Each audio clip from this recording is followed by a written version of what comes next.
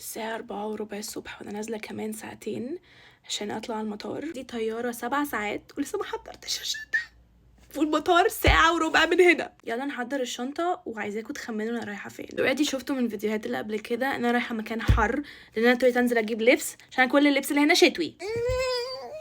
رايحة ميتنج وايفنت وقاعدة اسبوع، فدول الدريسز بتوع الميتنج والايفنت. وانتوا عارفين ايه المصيبة؟ ان الشنطة تحت السرير. يعني انا اجيبها ازاي انا دلوقتي؟